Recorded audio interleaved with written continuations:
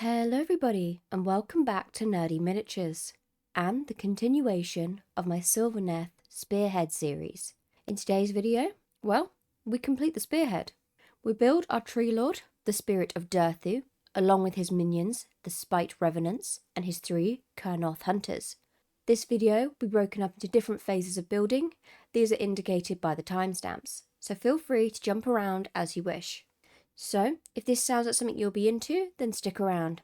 Anyway, enough rambling, let's not stall any longer and get on with the build. So, before I even begin building, I had to pick my big guy. For this, I had 3 options. A Sylvaneth Tree Lord, I had the mighty Tree Lord Ancient, and then I had the Spirit of Durthu. After some deliberation, I decided to go with the Spirit of Durthu. Main reasons for picking Durthu: he is considered to be the mightiest amongst the Tree Lords, and as for the Tree Lord Ancient, although very cool, I already have a wizard in the form of my branch witch. So, Spirit of Durthu it is. Many pieces went into building this tree giant, but despite its winding branches and vines, it was rather simplistic to build. Starting with the lower body, I constructed his waist and his long gangly legs. His waist is dressed in a collection of vines, clearly showing this big guy means business. I then moved on to his chest and shoulders. Mounted on each shoulder is an almost collar of branches and skulls that confused me a little bit due to the varied angles, but I got there eventually. Next came probably the only part of this entire build that made me want to rage: the joining of the 2 shoulder pieces. Linked together by only a thin piece of plastic with no reinforcement, it meant that the glue at this point had to be strong and accurate. But hindsight is 2020, and in the moment, my response to the pieces not sticking together was adding more and walking away to allow the piece to dry and hoping for the best possible outcome. Unfortunately, due to this decision, there are a few shiny spots on the model where too much glue was applied and oozed out, but hopefully this won't affect the painting stage too badly. Next came time to attach the chest and back pieces, leaving a hollow chest cavity in the centre of the build. After leaving the piece to dry, it was then time to attach the neck and connective parts of the torso that attaches the top and the bottom half of the model. The arms of Durthu had a very similar structure to the legs, making it easy to piece them together, leaving just the head and weapons to construct, which in my opinion were the best parts of this build. Durthu's face is rather intimidating to look at, a detail I enjoyed and look forward to painting in the coming weeks. His sword was the finishing touch, dressing the giant out, ready for any upcoming battles.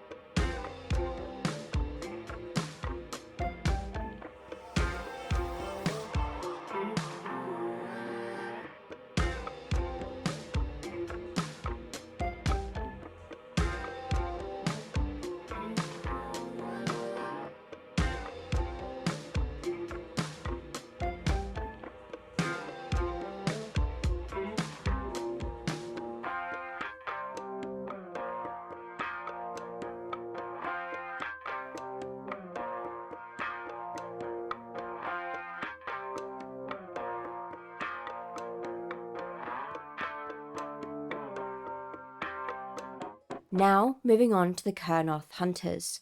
These guys had a very similar build to Durthu, just on a much smaller scale.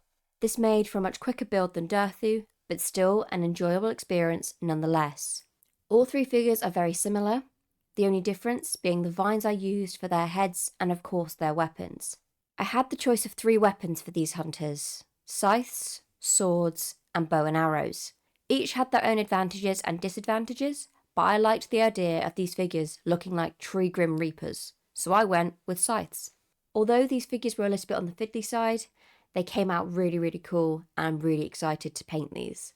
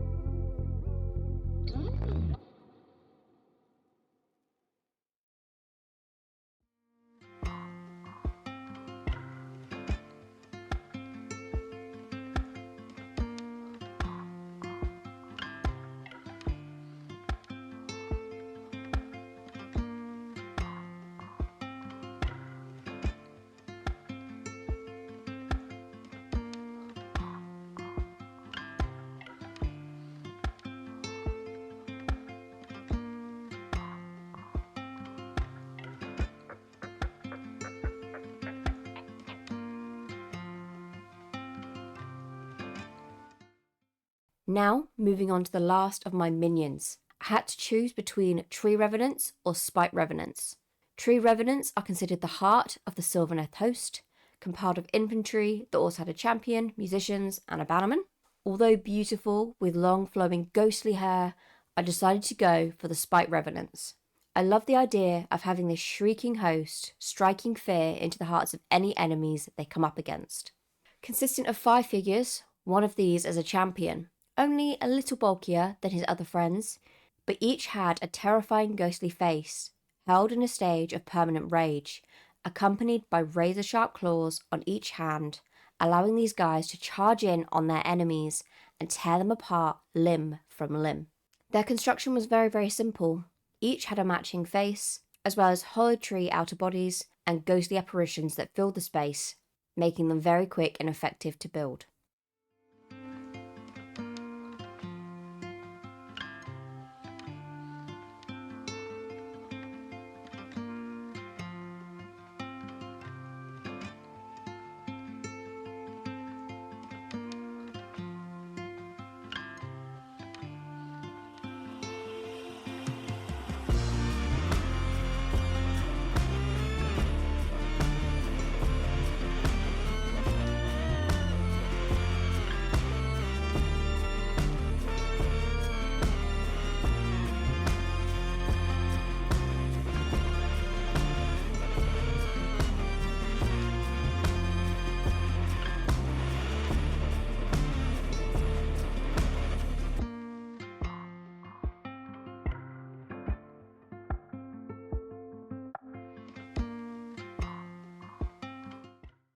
But that's it. That's my spearhead built. Overall, I enjoyed building the spearhead. Although complex in appearance, they were unique in their own ways and pretty beginner friendly.